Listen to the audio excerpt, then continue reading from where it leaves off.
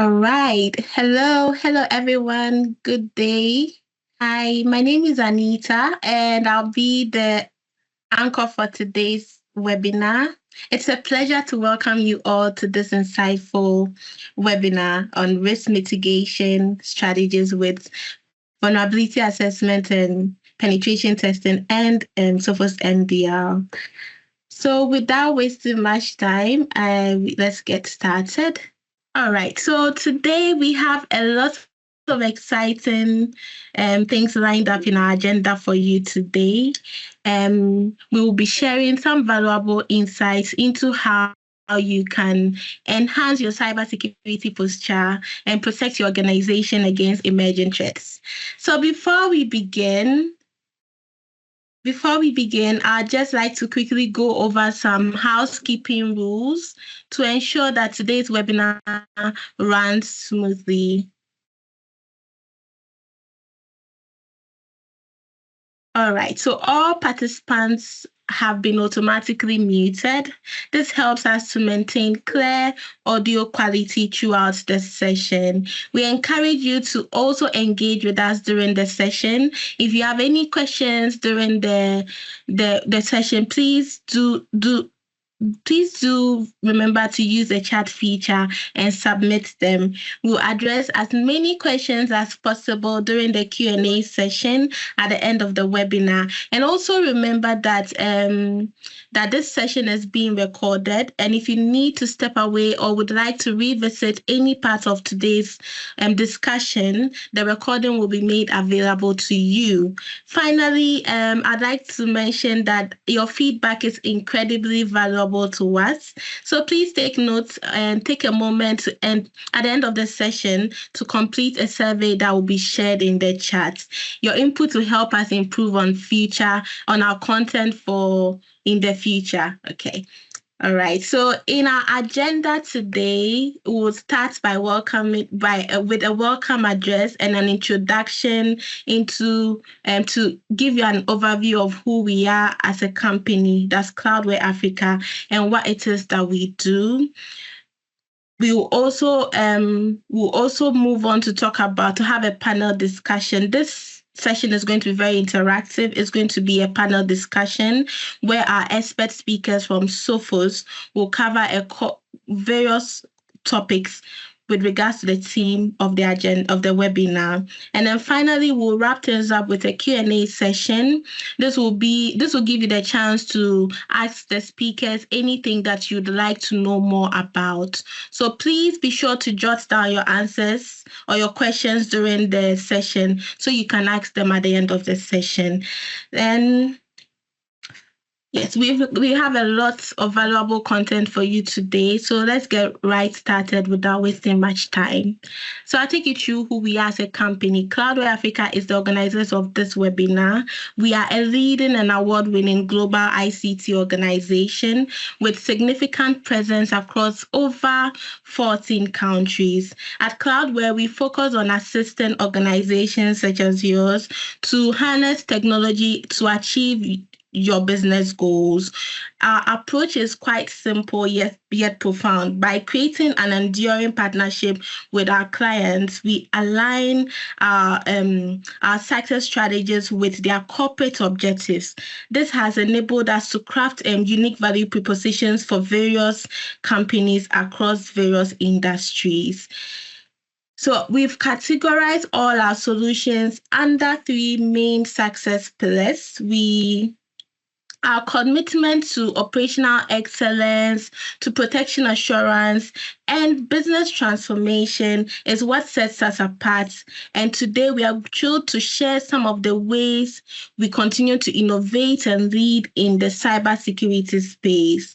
For 3 consecutive years, we've been awarded Sophos Partner of the Year, and currently, as I mentioned earlier, we have some housekeeping rules that I would like you to adhere to. As you may have noticed already, all participants have been automatically muted, and we encourage you to drop your questions in the chat box so they can be addressed during the Q&A session. The meeting is being recorded, so once after the session, these recordings will be shared with you so you can go back to any aspect of this session that you'd like to look at, and we'd like you to drop your feedback after the session so we know how we did. All right, so I'll just wrap up with what our solutions are. At Cloudware Africa, we've categorized our solutions into 3 main success pillars, and our commitment to your operational excellence, to protecting your infrastructure and your business transformation goals is what sets us apart from what everyone else does. We are thrilled to share some of these with you today. And for 3 consecutive years, we've been awarded as Sophos Partner of the Year, and we are currently recognized as a Sophos Gold Partner in the West African sub-region, which is a testament of our dedication to making companies better. So now, without further delay, let's get started. I would like to welcome Sandra Uko. Sandra is the Vice President of the Infrastructure Security at Cloudware Africa. She will be the moderator for our panel discussion today. She'll be taking us through a few things. And she would start by introducing our guest from Sophos. Hello, Sandra. Welcome. Okay. Hello, Anita. Please confirm you hear me. Yes, Sandra. Okay. Apologies, I need to reshare the slide for some reasons. It went off. Please let me know when you see the slide. Yes, it's up on my end. Oh, it's still loading at my end, but it's fine. Okay, so let me just move straight to where we have the panelists. So today we have a team of experts join us for the discussion of today. We have Christopher Odutola and Remy Ayebogun, both solutions architects, solutions engineers with Sophos. And we also have Bumi Oluwayemika, who is a pre-sales engineer at Smart Networks. He would also be joining us on the session of today. Please, I don't know, just a moment, please. So as I mentioned earlier, joining us today on the discussion are Christopher Udutola, who is a solutions engineer from Sophos. We also have Remy Ayebogun from Sophos as well. She's a solutions engineer. And we have Bumi Oluwayemika, a pre-sales engineer at Smart Networks. And I can assure you that this team of experts will guide us through the key benefits and implementation strategies with respect to the topic we're looking into today, which is the strategies of cybersecurity risk mitigation with VAPT and Sophos MDR. So this discussion today is aimed at giving us an exposure to the benefits of adopting all of these strategies we're talking about, which includes VAPT and the Sophos money detection and response. So pretty much our own idea of a VAPT is basically to identify vulnerabilities, because I know we are all industry leaders and we understand when a VAPT is mentioned. And of course, Sophos MDR, it helps for continuous monitoring. So bringing in or embedding these two tools together, which is a VAPT and the Sophos MDR, we're sure to have like an enhanced security posture and of course meet up with regulatory compliance, because basically that's like a key reason why we function as a business. If we don't meet up with standards, then we are not up for the task. Then overall, integrating VAPT and Sophos MDR into our cybersecurity strategy will provide a more comprehensive approach as to how we manage, mitigate our risks, and also ensure that our businesses, our assets and data as well stays protected, even in the midst of chaos where we see a lot of things happening. And we know in this world of cybersecurity today, even ourselves, we need to be very careful to ensure that we are not prey to the attackers, so to say, the threat actors. So without wasting much of our time today, so on behalf of Cloudware, it's my great pleasure to welcome everyone to today's event. And of course, we're thrilled to have such a distinguished group of panelists. And an enthusiastic audience here joining us today for this event. So to our esteemed panelists, we say thank you for taking out time to join us today to share your expertise and insights with us. And we're eager to learn so much from you, from your experiences, from your perspective, because I know you've worked with a lot of businesses and you can position and place how the world is when we talk about cybersecurity. Then also, I'm not leaving out our esteemed audience. So we appreciate your participation and we look forward to your engagement in the session. And of course, I believe together we can make the event a memorable and enriching experience for everyone. So right about now, we are getting started. So on the panelists today, like I mentioned, we have 3 panelists, and the first person would be having to speak to us on what is cybersecurity as a service is the person of Christopher Odutola. So please, Christopher, you have the floor. Go ahead and please tell us what cybersecurity as a service is, because we are really eager to learn and we want to know so much. Thank you. Please, over to you. Thank you, Sandra. I believe I'm audible. Yes, please. Excellent. All right. So it's good. It couldn't be a better place than to be with Cloudware, because Cloudware is a very solid partner when it comes to providing solutions as a service. For those who already know, the pedigree that Cloudware has in the cloud especially. So when you hear about cloud, that is already something telling you this is providing something as a service. And when you get something as a service, there are a lot more benefits. And my panelists will do justice to that.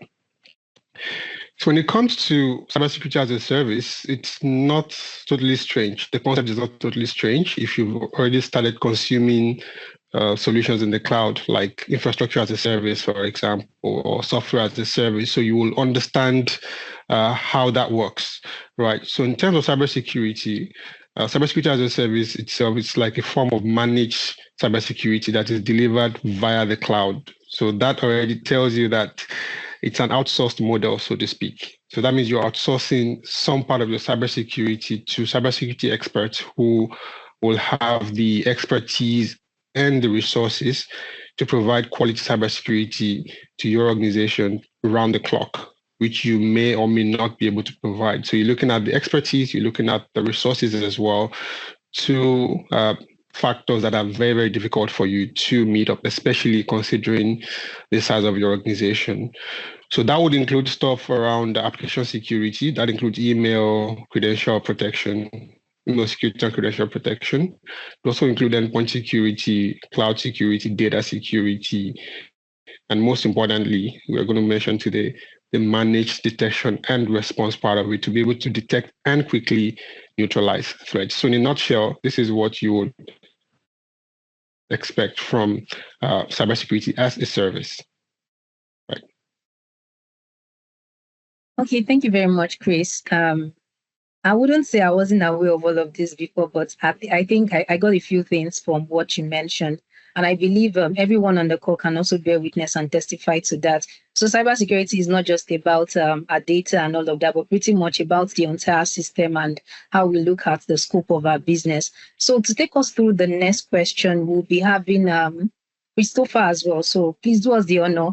So the next question is, what are the risks of managing cybersecurity the current way? Because you mentioned the current trend, things are changing, things are evolving, and as much as those technology keeps coming in, we are at more risk because new technology bets in new problem.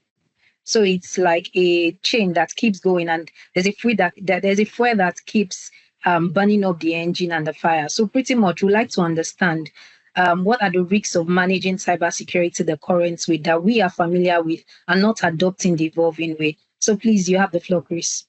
All right. So speaking to that as well, I already listed some of the components that make up cybersecurity as a service. And one of them I also already mentioned, that it's managed detection and response.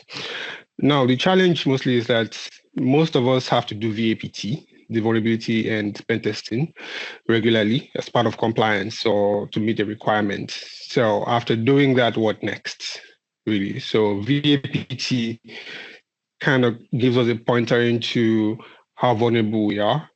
You know, if we have misconfigured our ports or we have applications that are vulnerable that need to be patched and stuff like this, VAPT tells us, right? But it doesn't end there. So even VAPT itself can be delivered as a service, of course, which is why you will reach out to partners, because usually you may not be able to do it yourself, but even if you were able to do it yourself, you would need an external party to do it for you to be able to meet that requirement, right? Now, the challenge now is how to then deliver cybersecurity yourself, right? Having to get the required expertise and having to run it around the clock. So one of the key components of cybersecurity as a service is you having what we call a security operations center. This is a center, it's a state-of-the-art facility that helps you to monitor, detect, investigate, and respond. So you can already tell that this kind of facility will require you having skills, right? And we know in Africa, especially in West Africa, we have this Japa syndrome where a lot of skilled resources leave in droves to the Western countries like the US and the UK. So getting those skills is very, very difficult. And even if you were lucky to get the skills, retaining them becomes a very serious challenge because they usually want to leave after a period of time, and it's not their fault. And for those who manage to stay, we get to overwork them, right? Because there are very few of them, so we give them too much work to do. And when we're talking about the Security Operations Center as a plugin to Cybersecurity as a Service, this is a center that would be getting a lot of detections that they need to prioritize to detect, prioritize, investigate, and analyze and respond to. Now, for the ones who decide to stay back, they're getting about thousands, tens of thousands of these detections, which they have to work on every day. It's really too much for them. So eventually, they would experience what we call noise fatigue, right? So what this means is we can't continue doing things the way we used to do it. We've not gotten better at our cybersecurity. We're still getting attacked. The attacks are not relenting at all. We're seeing a lot more sophistication in those attacks, thanks to artificial intelligence as well. That's making work easier for the attackers. So we now need to look for another way to do things better. We need to work with the third party that can help us to bring their expertise on board and also provide us that protection 24/7, which is very critical because we've seen that the attacks happen, about 90% of them happen outside of work hours. Only 10% of attacks happen during work hours. So we cannot do things the old way. We need to do things the modern way, which is cybersecurity as a service that gives us that all-round protection. All right. Thank you very much, Chris, for sharing insights with us on how we're to protect ourselves in the current way. So pretty much we cannot rely on a single strategy.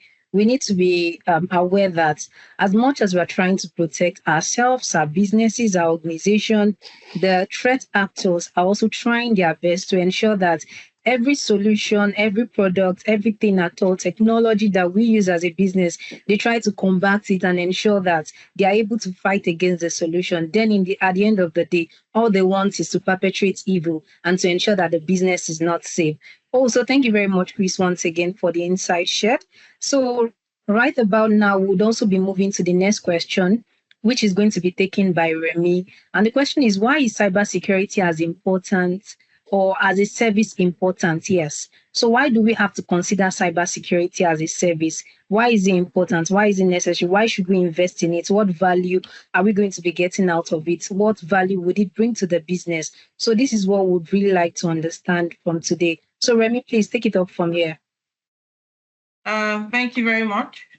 So just as you and Chris have said, cyber attacks and data breaches on a global scale, they keep increasing so much, and it's affecting every industry and every company. So regardless of the size or the industry, everybody's a victim, right? And for the various attack vectors that we have out there, from ransomware to malware to phishing, social engineering, denial of service, and the likes of that, right? The increase is increasing, right? And the sophistication, the techniques that they're using keeps getting better, right?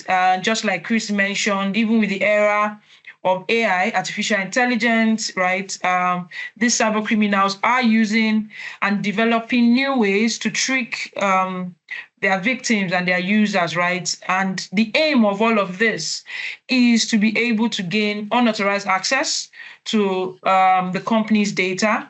And once data is compromised for big organizations, it can affect the business in itself, right? It can affect the operations, right? And we have a lot of it in the news. And I think even as I yesterday, I still saw that Toyota in the US branch of Toyota got affected, and about 250 gig of data is out there. As at within the first half of this year, right? Ransom payment has increased to about 450 million US dollars. And this is just the first half of 2024 we are talking about. And what that means also is that you have CISOs putting more priority on cybersecurity, right? Cybersecurity spending is increasing. But if we look at it realistically, not every organization can have a SOC, which is the Security Operations Center, which Chris mentioned about, where you have a large team there to not just a team, but they must be have that deep understanding of how to constantly monitor, detect, and ensure that cyber threats are neutralized. And it's challenging, with the high demand of these people in this part of the world where we are experiencing the jackpot syndrome. And it's only very few organizations that can manage the struggle of keeping them. And for the likes of small and medium organizations, they cannot even afford having a SOC of their own. And that is where the cybersecurity as a service offer comes into play, right? In terms of cost-effective option for them, instead of having to build an in-house team like most big organizations can afford. Thank you very much. Oh, thank you very much, Remy. That's very insightful. I used to think investing in people and practically having a SOC team would actually do justice, but I keep hearing the jackpot syndrome, just as Remy and Chris rightly stated. So it pretty much means after training or probably putting in so much effort in ensuring that we have skilled employees at the end of the day, they end up leaving the business stranded. Also, it's a big deal, really. Oh, now I see. Thank you very much for sharing that insight with us. And I also want to drop a reminder to everyone. So please, should you have questions, it would be great you have them put up on the chat window so we can have our panelists take it up as soon as they are done with the questions we have prepared for them. Thank you once again, everyone, for staying so far with us on this event. So we're moving straight up to the next question, and the question will be taken by Bumi Oluwayimeka. And the question is, how does this differ from traditional security? So how does cybersecurity differ from the traditional security? I know I'm aware of antiviruses being available in the market, and people can get their systems protected. At the end of the day, data is protected. So how is it different from cybersecurity that we are talking about today? So Bumi, please take it up from here. Thank you. All right. Thanks for the question, Sandra. Please let me know if I'm audible. Yes, please, you are. Okay. Yes, all right, please. Cool. All right. So when it comes to cybersecurity, right, different organizations have different approaches, options, right, that they take to that they take to cybersecurity, right? So the approach can be based on things like the size of the organization, the budget, the compliance requirements, right? Depending on which industry, so to speak, right, the organization belongs to, right, as it were. So one key decision, right, that each organization has to make is to decide whether or not to manage their security in-house, right, or to outsource it, right? So how cybersecurity as a service differs from the traditional approach to cybersecurity. right, has to do with, things like how you handle cybersecurity internally, right? So handling cybersecurity internally can be demanding, right? Especially with the rise of digital transformation, right? We have things like Internet of Things, where you have things like smart TVs, smart, like almost today we have like almost every appliance in a house, right? Being smart, so to speak. We have smart fridges and stuff like that, right? So all of these have expanded the potential attack surface, right, for businesses, right? So as companies, embrace the digital transformation way of doing things, right, they also face increased risk, right? But then digitization, right, is important, right? It's essential to meeting the demands of both the employees and customers and stuff like that, right? So the traditional approach to cybersecurity, right, especially as it has to do with managing your own security internally, right, it involves things like building an in-house security team, right, and this team is going to be responsible for creating and enforcing security policies that will be tailored to the organization's needs, right. But then this method can be, and usually, right, it's very, very costly, right? So it's going to consume like a lot of capital resources as well, right? And it can be very, very time consuming, right? Especially for large companies, right? With that have like multiple locations. They have like very extensive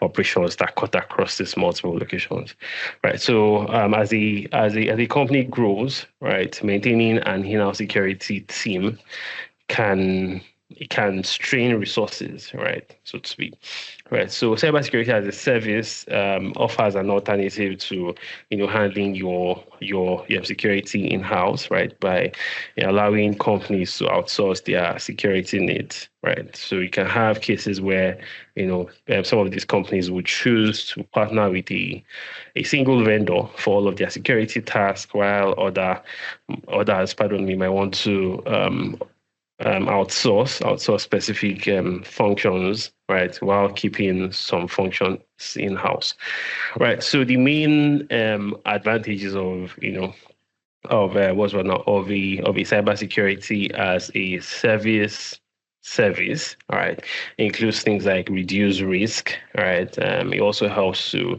improve the organization's efficiency, where the MIT team is able to focus more on the organization's goals, as it were, and it also helps you to lower costs, right? Because you're not bothering yourself about setting up a SOC, right? Investing on every individual tool that would be used, right? Because these tools, they cost a lot, right? Ranging from the endpoint protection or the XDR, right? And that covers both endpoint detection and then maybe other aspect of detection and response, right? Investing in tools like SIEM, SOA, stuff like that, right? It can cost like a lot of money, right? And then also hiring skilled hands, right? Having, well, let me see, the combination of hiring skilled hands and also training people, right, would them cost you a lot. So it helps you to lower your cost, right? So like I mentioned, some organizations can choose to outsource every aspect of their security to a vendor, or they can adopt the hybrid approach where they outsource certain aspects to cybersecurity as a service provider while maintaining control over other aspects of their cybersecurity internally. All right, thank you very much, Bumi. Thank you so much. So I was able to pick a few things. That is data handling for cybersecurity is way more efficient compared to the traditional security, and pretty much lowers the total cost of ownership. So we don't even have to invest in people. We don't have to invest in solutions. We don't have to invest in infrastructure, so to say. And to cap it up, we are able to transfer our risk. I think that is very interesting, really, because if I'm able to say my business is it, I'm just giving an instance. Nobody prays for that. But in a case where the business gets it, I can transfer my risks. Okay, that's interesting, really. So thank you very much for sharing that wonderful insight with us. So we'll be moving straight to the next question, which is going to be handled by Christopher. And the question is, how does cybersecurity as a service work? We want to really understand.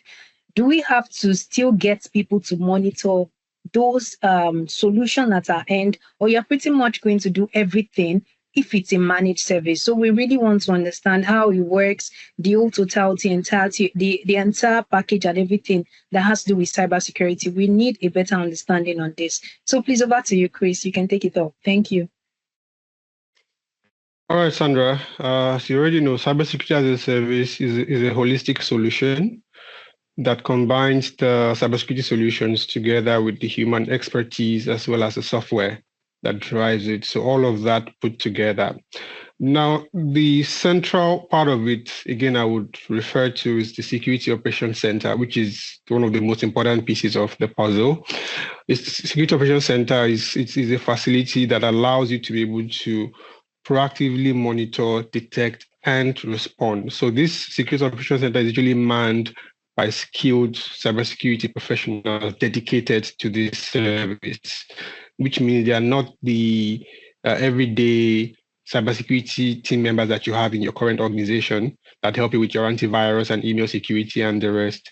These guys are totally dedicated to helping you become proactive, right? You are naturally running a reactive service. So cybersecurity as a service is meant to help you set up a proactive service. So this facility called the Security Operations Center is central to the very key part of cybersecurity as a service, which is a service that you mostly can't provide by yourself, like Remy and Bumi have already mentioned. Right. So for cybersecurity as a service itself, it depends on a variety of factors that we already touched on.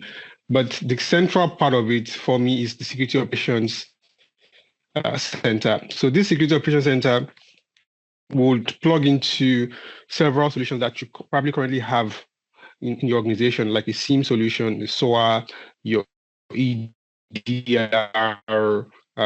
what have you, your firewall, your cloud solution. It plugs into all of them to be able to have better visibility. So the more sensors, I call them sensors, so the more sensors you can plug in from various cybersecurity solutions, the better visibility you will have and the more effective your Security Operations Center will be. Like we mentioned, the major challenge is deciding whether you want to set up your own Security Operations Center yourself or you want to outsource it. We've seen Security Operations Centers running into millions of dollars easily because it's made up of people, which means you have to staff it with about 8 to 10 people, and these people have to be structured in a way whereby they have to run shifts. That means they don't work 9 to 5. They work on weekends. They work on public holidays. You need to have the tools like the EDR, the SOA, the SIEM, network connectors, cloud connectors, and the rest. And you need to have the processes in place. So all of this costs a lot of money, and you have to pay it's a subscription as well. Whilst in the case of cybersecurity as a service, providing you a SOC will provide you all of this that I mentioned at a mere fraction of the cost of setting it up. Right. So cybersecurity as a service is a holistic service that bundles all of that together, the technology, the processes, the people, bundles all of them together in a way that it can be easier for you to spread your costs over time, like you would consume it as a security service, just as you consume cloud services currently. Right. Okay, thank you very much, Chris. So now I understand that cybersecurity is not just a team of experts working. It includes a lot of technology, and you also consume it as a service. Okay, that's really interesting. So we'll be moving straight up to the next question, and that will be taken by Bumi Oluwayemeka. And the question is, what features do the best cybersecurity as a service components offer? So we'd like to have a better understanding as to that particular service that the companies offer. So please, you have the floor. Go ahead. Thank you. All right. Thank you very much for that question, Sandra. Okay, so the best cybersecurity as a service company or a leading cybersecurity as a service provider would excel in, I'd say, mainly three things, right? Providing around the clock monitoring, right? So providing 24/7 by 365 protection, right? Or monitoring and protection, basically, right? So with this, what's called now, the cybersecurity as a service provider provides continuous monitoring, right? And then this, helps to ensure that, any potential security incident, right, is quickly detected, right? And then this will help to minimize the amount of time it will take between detection and response, right? So, okay, let me just leave that part out. Yeah, but then, so it helps to ensure that, the amount of time it takes between detection and response is greatly, minimized. And then, also leveraging tools or features like machine learning, artificial intelligence, right? Things like behavioral analytics, right? Is also, among them things that a leading cybersecurity as a service provider, right, should have, right? Also, a leading cybersecurity as a service provider should have a comprehensive data collection and events logging system, so to speak, right? So every single cybersecurity event, right, should be collected by the cybersecurity as a service provider. Right. So this will help with, providing like a holistic data collection system, right? That will help to ensure that there are no potential threat vectors that would be overlooked, so to speak, right?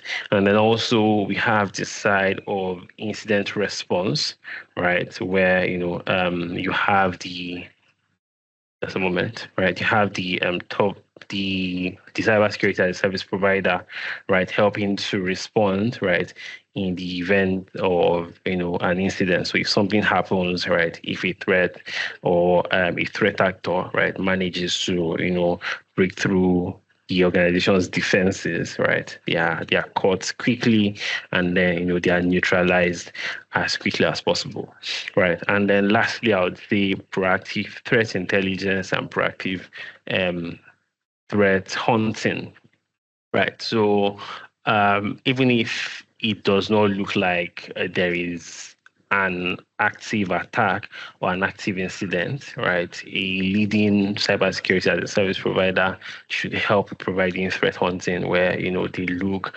around the IT environment, they look across every aspect of the environment, from the endpoint side to the network side to the cloud to the IoT side, right? To identify anything that would look like somebody's trying to break in, right? So we call those things IOAs, pardon me, right? Indicators of attacks, right? And also indicators of compromises. So anything that could indicate that somebody is trying to break in, right? It could be something as simple as a login event, right? So we've seen, right, among the new trends in cybersecurity is that attackers no longer break in, right? They don't try to break into networks, right? They just log in, right? They have the password already, right? That they can use to log into your systems, your servers, and things like that, right? So something as simple as a login event, right, could indicate a compromise, right? Even if it's good, even if it seems right to the regular IT or cybersecurity analyst in quotes, right? It could seem, it's just someone logging in, right? But a login event, happening maybe like at 2 a.m., right, in the middle of the night is an anomalous event, something like that, right? So being able to proactively look up all of these indicators of attacks and compromise is one of the key features of a leading cybersecurity as a service provider, right? So 4 things, all right? 24/7 by 365 monitoring and threat detection, comprehensive data collection, and event logging. Right, incident response and remediation, and then proactive threat hunting and threat intelligence. Okay, thank you very much, Bumi, for also taking time to highlight those after your discussion.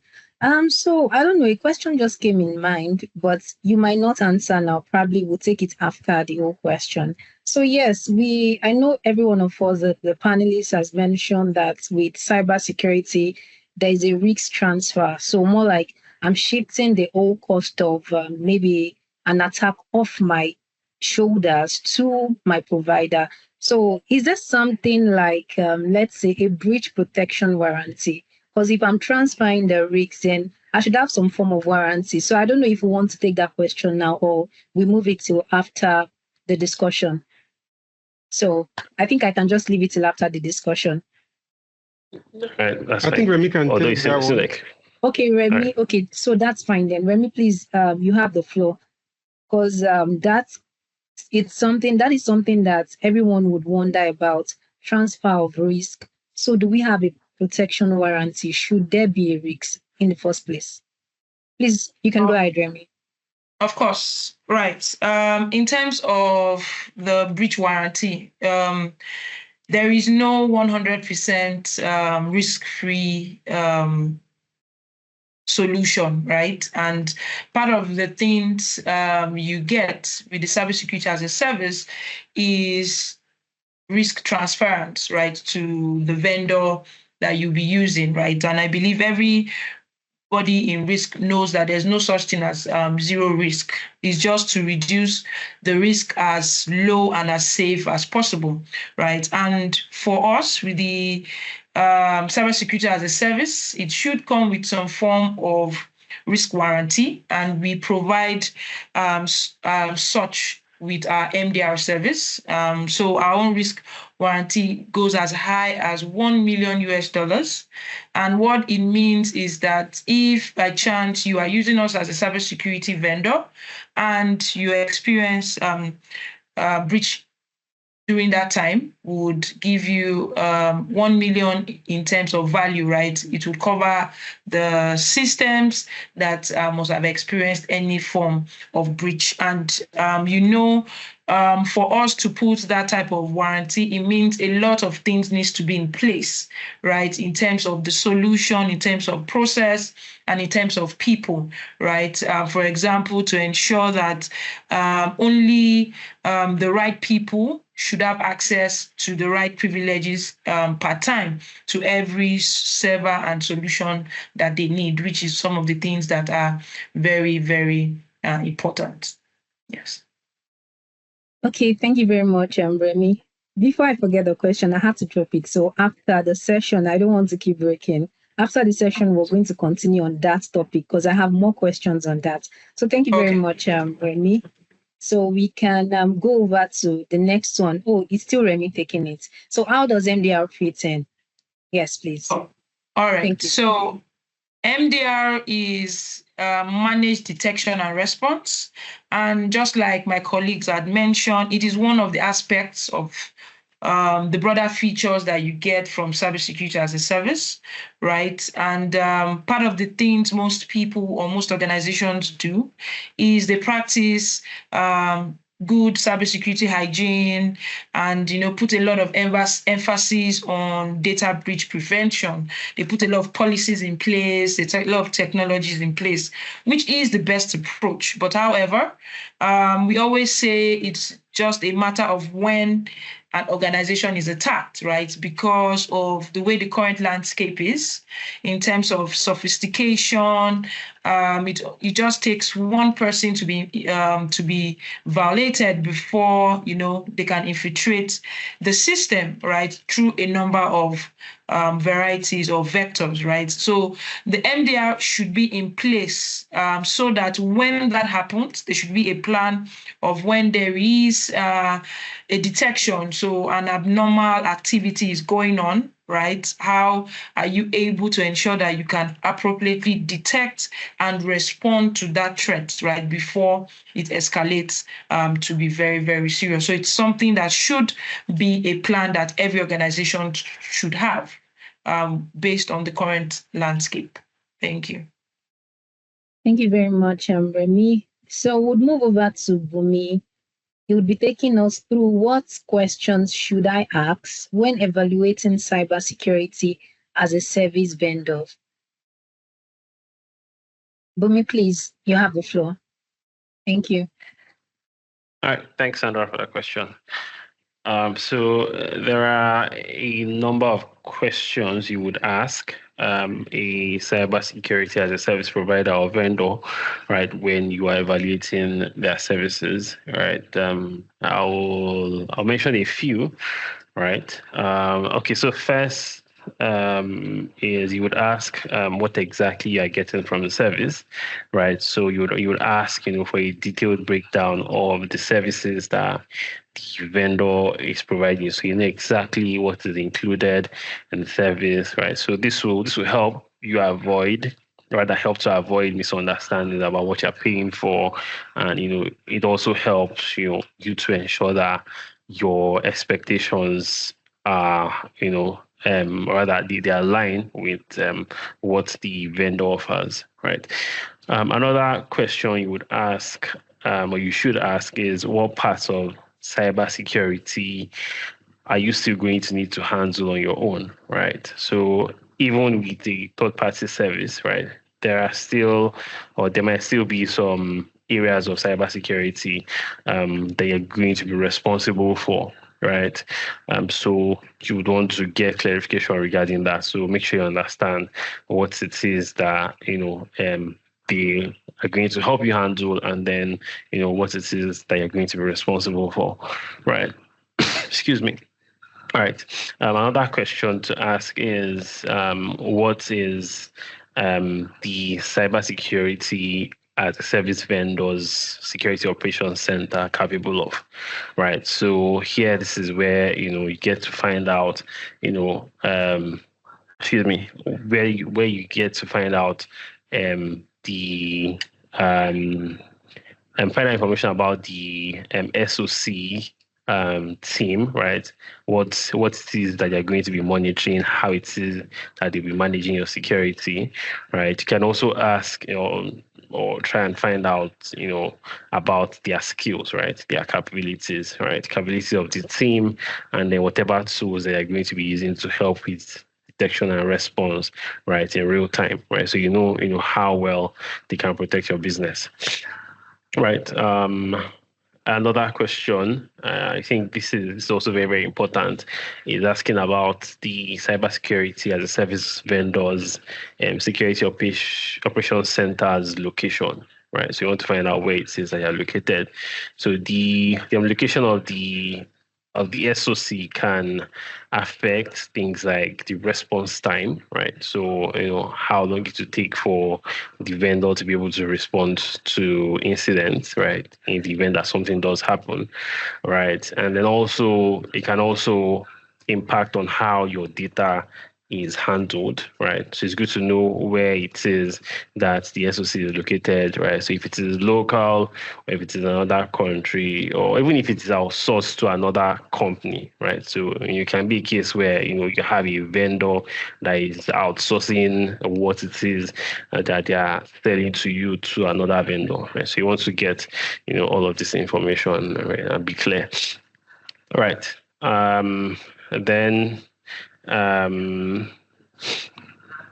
which other question? So you can also ask to see if you can tailor your services, right? Or if they can tailor your services to meet your specific needs, right? So every business is different, right? So it's important to know if the vendor can customize your services to match your particular requirements, right? Rather than offering a one-size-fits-all solution, right? And then, ask if they have a plan in place for handling data breaches, right? So in the event that a breach does happen, right? Breaches can happen at any time, right? Even with the best defenses, right? So you can your vendor can have the best tools, so to speak, the best defense tools and stuff like that, right?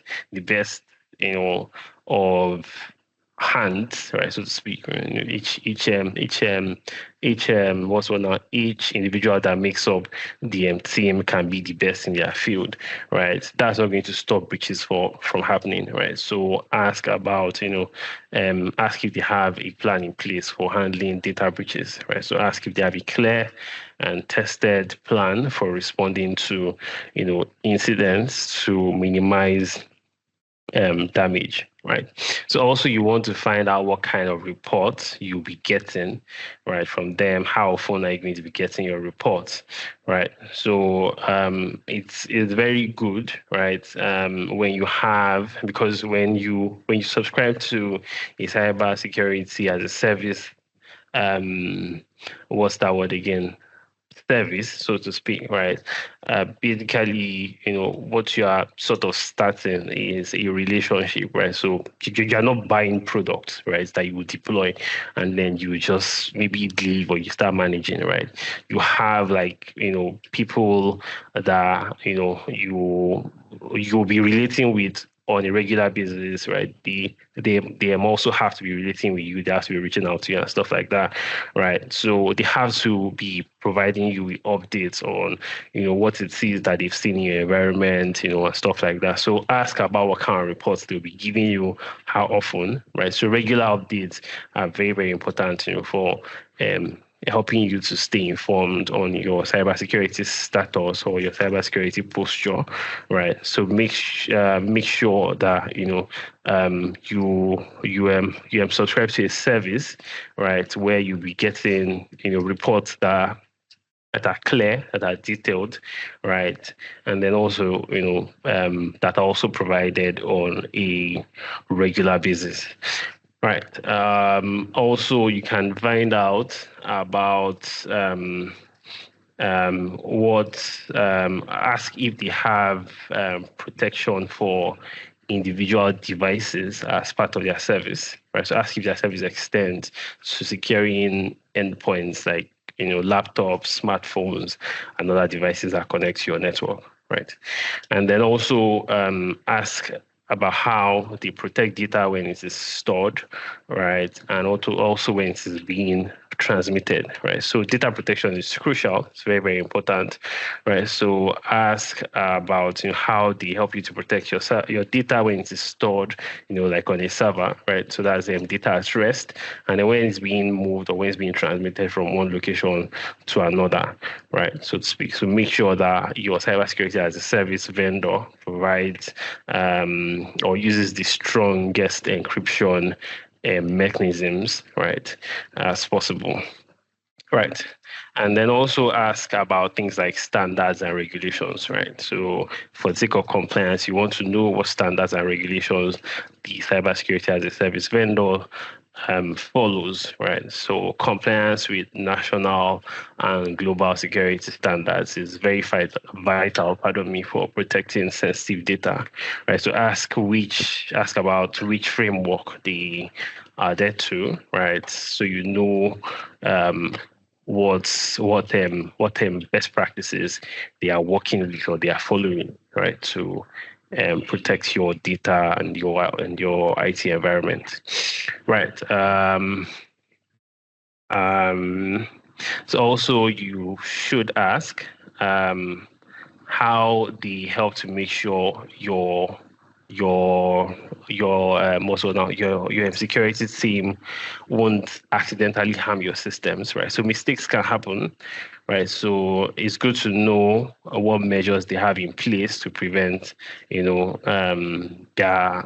their team, so to speak, their team from causing disruptions or damage to your systems while managing your security, right? And then you should also ask about how well their services and their tools can integrate with what you have existing, right? So if you have, you have existing security tools that you are using. So ask and find out, how well their services and their tools will integrate with what you have existing, right? So this will help to ensure that there are no conflicts, right? And then everything works as smoothly as possible. Right. So the right, so to speak, the right cybersecurity as a service vendor should be able to answer all of these questions clearly and confidently. All right, thank you very much, Bumi. So while you were speaking, a question came in from the chat window from the audience, and we also have another question from an online viewer. So we're going to be taking the first one on the chat window, which is it a deal breaker for your CAS, that's your cybersecurity as a service solution vendor, to be ISO 27001 certified? So I don't know if Chris will take that. Okay, yes, please, you can go ahead. Thank you. Okay, so I got that. It's very important for your provider to be ISO 27001 certified. So not just that, there are a couple of certification, the thing that you expect that your SOC provider should have, and you have every right to request for them. So for most of the SOC providers, they would have this certificate handy. They've gone through several audits or renewals and stuff like that. So they would share that with you. So it's very important for you to clarify that they have the certification, because if you are to be ISO 27001 certified, whoever is providing a service for your outsourced service, you're extending your risk, transferring your risk to them, so to speak. You have to ensure that they have similar certifications in place as well. So that is very important to clarify. Yeah. All right, thank you very much. So the second question that came in from the online streamer was, as much as I'm going to be investing in so much of this and it's going to cost me a fortune, why do I also have to play a part in securing my workload? Because you said there's a part I have to play as the business or as the IT person, and you also have your part to play. So we would need further clarity into that question, so we have a better understanding of what I need to do on my end and what you need to do. So it's very important, please. Chris, I don't know if you'll be taking that for us. Let me correct that misconception. You are not going to be spending a huge amount of money, right? So what we're going to be doing is to leverage existing solutions that you have. We're not asking you to junk them. We're not bringing something totally new. We're only providing a kind of security operations center that will plug into what you currently have. For example, if you have Microsoft Defender, we're not saying, you must use Sophos antivirus, for example. We're going to plug into the Microsoft Defender that you have for cloud, for Azure and the rest, right? So you're not junking anything. You're using the same solutions that you have, but you're having better visibility and you're having the skilled expertise. So rather than saying you're spending a lot of money, we are going to be helping you save, because you now don't need to set up your own SOC, brand new SOC, get a room, fill it up with monitors, cooling system and stuff like that, and then staff it with required cybersecurity experts, as it were, about 6 to 10 of them. We're saying you don't have to do all of this. We already have them. We have a pool of experts that can work with you remotely around the clock. We have several data centers across the world so that they don't close. So if the data center in Vancouver is winding down, the one in Philippines is getting up, or the one in India or Australia is getting up. So we're saying, just like you consume cloud services, we're saying that you don't need to set up your own entire infrastructure from the scratch. You can leverage what is currently working and has been tested and trusted, right? So cybersecurity does not absolve you of 100% of your own, role, right? You're still there. You're still a very important, piece of the puzzle. We're going to be helping you with detection and response. Let me go back again. We're going to be helping you with managed detection and response, which in any case you're not currently doing yourself because you don't have a SOC in place and you don't have the skills to do it. So that is the major part we're going to be doing for you. The other part is the cybersecurity as a service component is where our partner, Cloudware, can come in. They can help you as much as possible to manage your cybersecurity if you have no technical resource at all.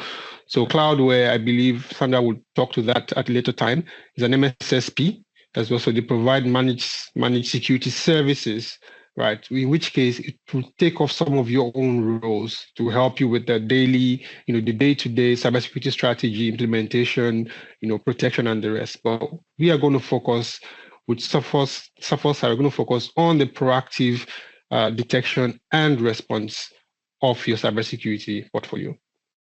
All right. All right. Thank you very much, Chris. So there was a question I popped in earlier, and it was from a streamer online as well. When Remy was talking about the breach protection warranty. So the question was, when Remy mentioned that the system has to be set in place such that, I'm not using the right words anyway, not putting her words for words, but pretty much from my understanding was you need to have a lot of things set up in place, and you need to meet up with some standards, you need to meet up with some things for you to be able to get that from the vendor or the provider. So I'd like to understand, are there terms and conditions that are applied to someone getting that breach protection warranty? So even after investing in the solution, like with the SaaS, with the CAS, and I'm going to get a breach protection warranty, are there still terms and conditions before that is awarded to me? Should there be a breach? So that's more like the question. Definitely. Asked. Yeah. Definitely. So when it comes to the breach protection warranty, like Remy mentioned, it is not a guarantee, right? It's a warranty. It's not an warranty. It simply means that while we're protecting you, because we have two flavors for the MDR now. So the breach protection warranty applies to the MDR part of the cybersecurity as a service. So we have the MDR and then we have the MDR complete. The difference is that MDR provides you with what we call threat response, which is at the core containment and prevention of lateral movement. So if an attack has been observed, the attacker is isolated and locked down, so that the attacker is not able to spread their vectors, or they're not able to spread their methods to move laterally or to affect where exactly they are until the responders can come in and remove them completely and reverse whatever might have been done, right? So that saves a lot of time and that prevents damage from being done. That is the MDR, which works out of the box Microsoft Defender. Now you have the MDR complete that includes what we call a full-scale incident response. Incident response, I believe Remy and Bumi mentioned that as well. This is a very, very critical part that most organizations cannot provide by themselves. Even the solid organizations, the established ones that have thousands of users and spend millions of dollars on cybersecurity, they cannot provide incident response by themselves, right? So we are going to provide this incident response as a service, as part of the MDR complete. So it's this MDR complete that comes with a breach protection warranty of up to $1 million, capped at $1,000 per device, right? So if you are a Sophos MDR complete customer and there's been a ransomware attack, for example, you've lost your files, you can't recover your files, Sophos has to pay back up to $1,000 per device, capped at $1 million in breach protection warranty cost as agreed. Now there are terms of agreement, obviously. There are certain things that the team would ask you to put in place.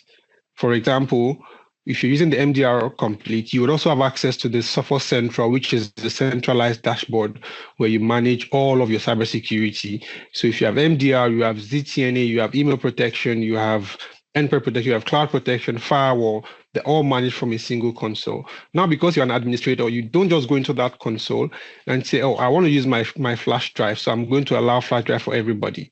Or I don't want Sophos to scan a particular folder, so I'm going to whitelist the whole of C drive. So Sophos should not scan C drive. So what if an attacker puts a malware into C drive and you have gone to override the system to say that you don't want it to be scanned?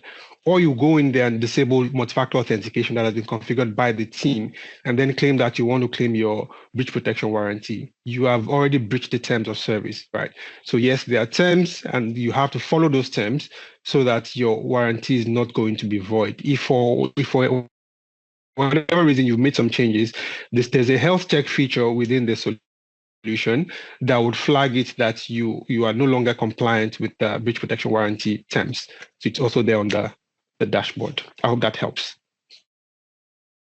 Absolutely, that helps. So now there's a better understanding and insight as to how this works. It's not just a system to be set up. I also have my own part to play as a business. That's so profound. Thank you very much, Chris. So we're moving over to the last question from beautiful and wonderful distinguished panelists. And that question will be taken by Christopher Udutola. Why Sophos?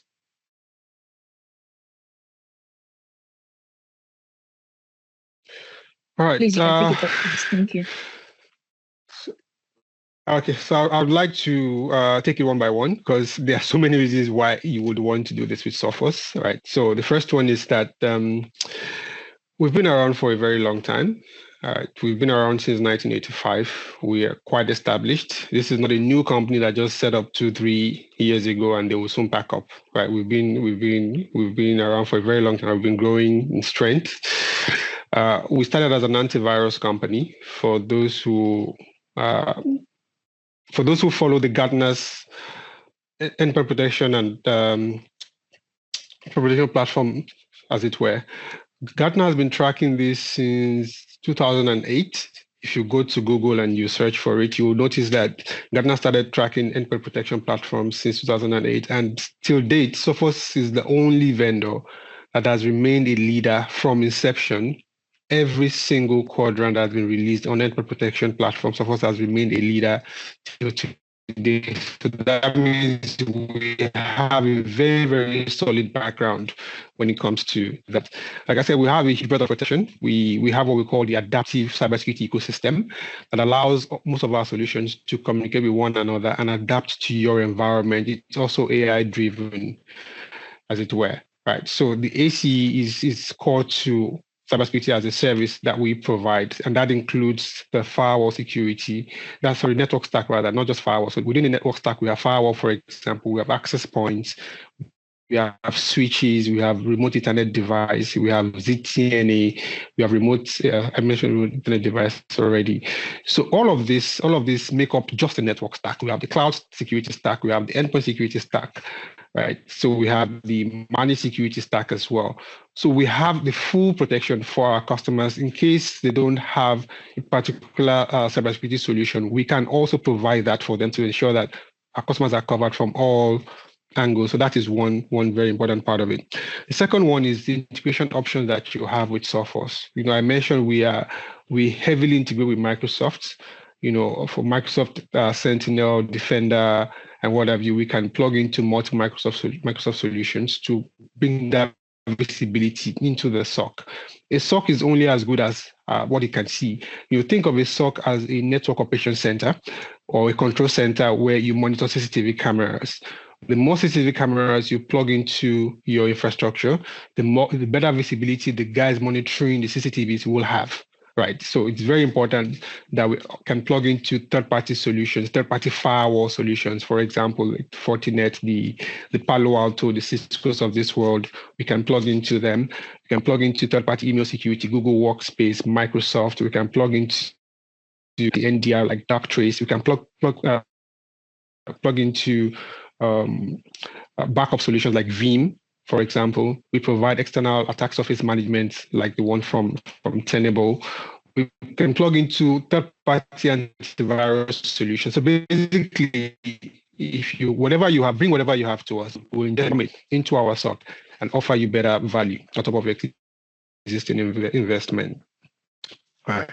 Third-party reviews. We have very good third-party reviews from customers like yourself. So not just from Gartner and G2, right? So customers would review cybersecurity solutions like email security, MDM, endpoint protection, firewall, MDR. They will review that to Gartner independently. And Sophos has the highest reviews when it comes to this. And we have about 4.8 over 5 with, spread over thousands of reviews. And that is quite huge coming from customers who use our solutions. And also Cloudware will be able to give you references if you require in your industry of customers who are already using this service. So this is not a new service in West Africa. It's been around for about 3 years. We have quite a number of customers, even in Ghana, already using this solution, and quite a number of Nigerian solution. That's MDR complete. Has to back that up. Also, we're not just going to get you on board. We provide a lot of value add through our partner Cloudware. One of them is the health check. We do regular health checks to ensure that you've configured your software solutions using best practices. We even go ahead and do a NIST assessment for you. That's the National Institute of Science and Technology. It's a cybersecurity framework from the United States. It will cover all the important domains: identification, protection, detection, response, recovery, governance, to ensure that you know exactly where you are in your cybersecurity journey. This is also at no extra cost. We'll provide this for you. We also do awareness workshops for customers who would help you to educate your users to understand the effects of social engineering, business email compromise, artificial intelligence, phishing and stuff like this. We'll educate you. Remy usually does a very good job at that.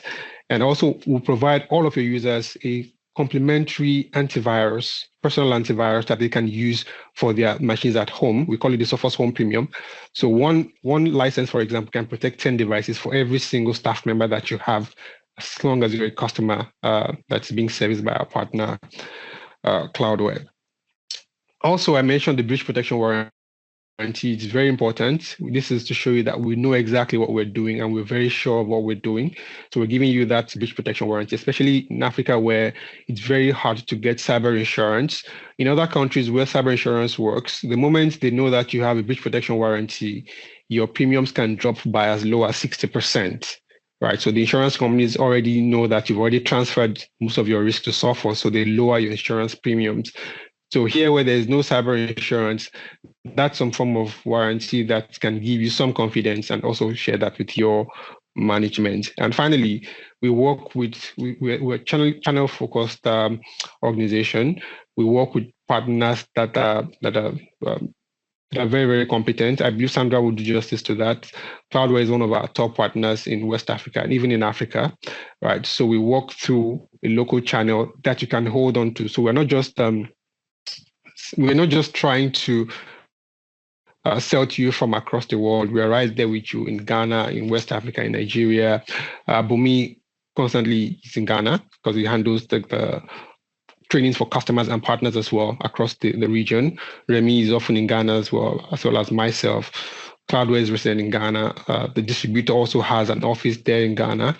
So we have local presence there that you can hold on to, and you can see people physically if you need to.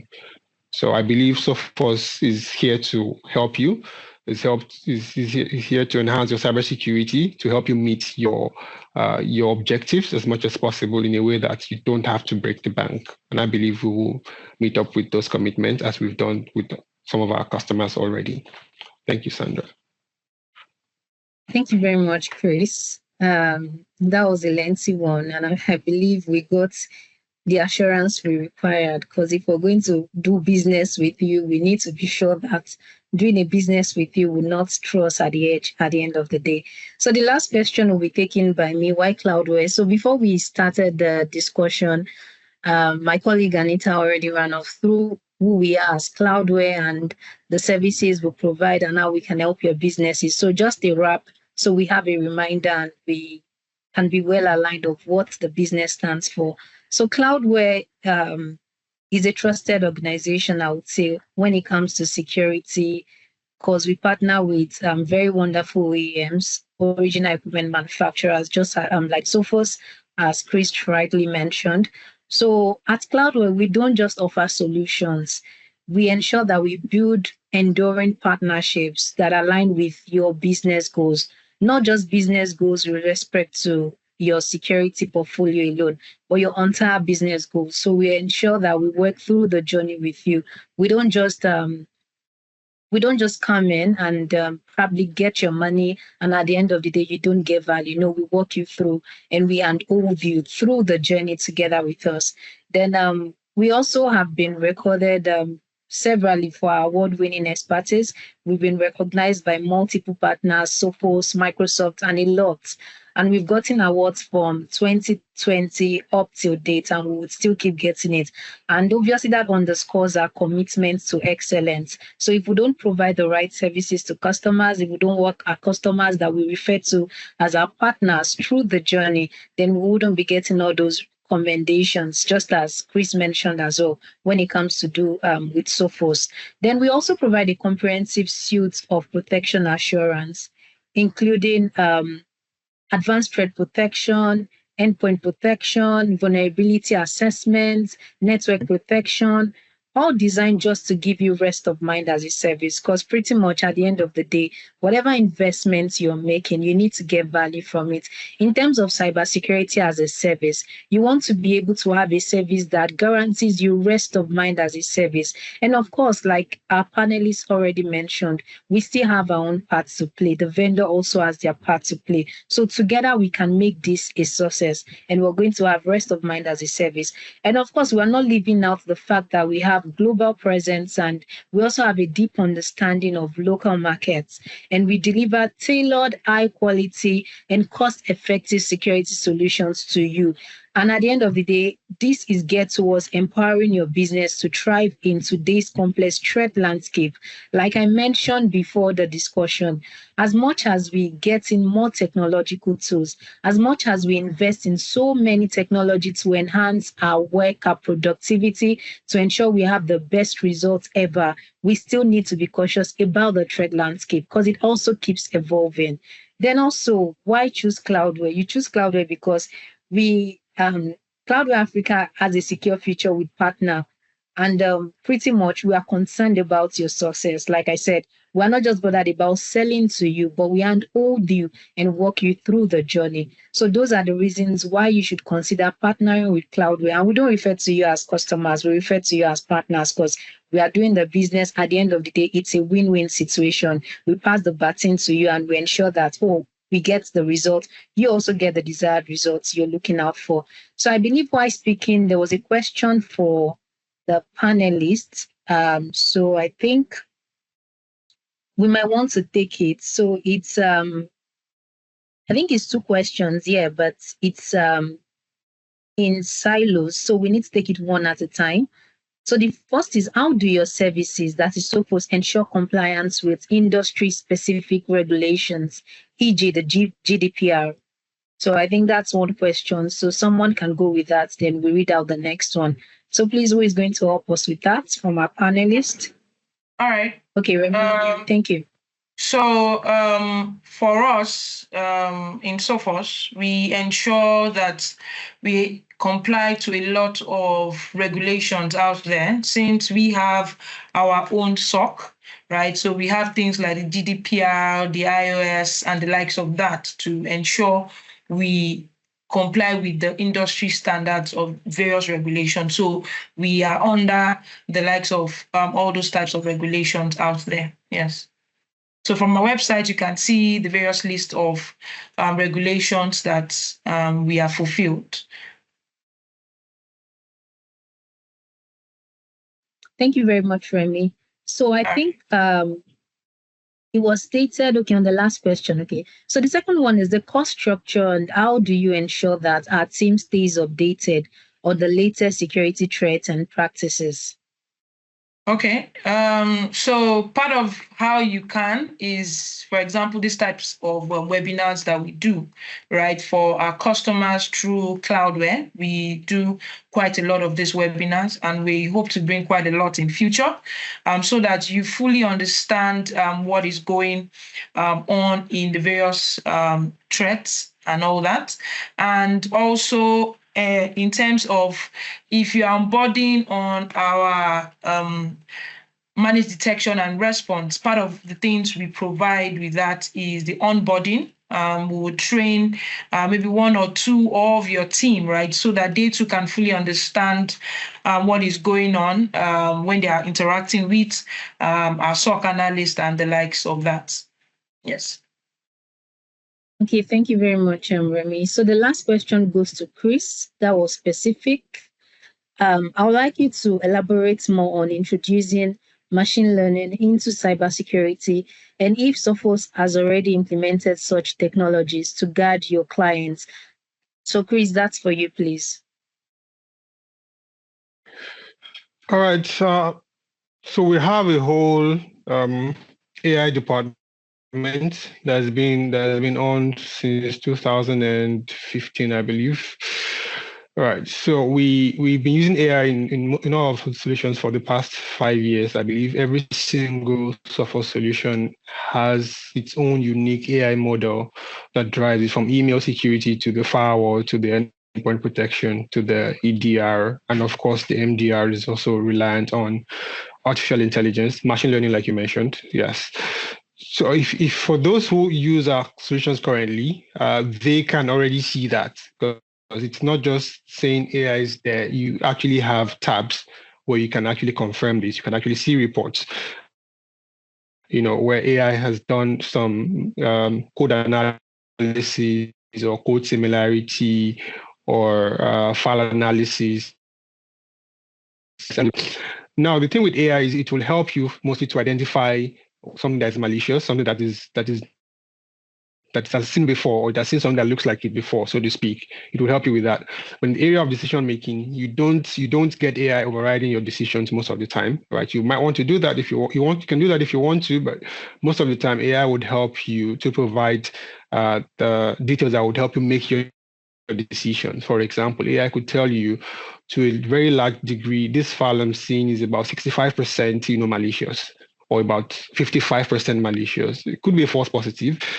So you then want to investigate and then decide if you want to keep such a file within your network or not. And that is where you need human beings to man the SOC. Now, for most security operations centers, they are manned by human experts, because we know from experience that machines can help, but when it comes to artificial intelligence and the SOC, we still have a very long way to go in order to fully depend on AI for our SOC components. AI still needs to help human beings to make the right decisions, to help us get the right telemetry, or to correlate, or to prioritize which ones we need to investigate first. But when it comes to the decision making itself, it's still left to the human being. So we have a mix of both artificial intelligence and human beings driving this. We don't depend on AI 100%. We use AI to help make our work easier, but human beings still call the shots. Thank you. Thank you very much, Chris. And I would also use this opportunity to thank our distinguished audience. I would say thank you for being with us from the start of the discussion till this period, and also to our panelists. You've done justice to every of our concerns, and we're so glad to have you on the show, and it was a really insightful one, I must confess. So we hope to have something like this come up in future, so we at least learn more and broaden our scope and horizon. So right about now, I'll be handing over back to my colleague Anita for the vote of thanks and the closing remarks. Thank you very much, everyone, for having me. All right. Thank you so much, Sandra. Thank you so much for doing such an awesome job at moderating this panel discussion. And thank you to the audience for being so engaging. We've had some great questions, and I'm sure the insights that were provided by our experts will definitely go a long way to assist you in your next steps in your cybersecurity strategy. So as we wrap up, I'd like to express my gratitude to our partners from Sophos for your continued support, and to each and every one of you for taking time out of your busy schedule to be here. Remember that the journey to mastering risk mitigation doesn't just end here. It's just the beginning. And we at Cloudware are always ready to assist you in navigating these complexities. So please take a moment to complete a survey that's going to come in your mail 2 hours after this session. And until our next webinar, we say stay safe, stay secure, and thank you once again for joining. Bye, everyone.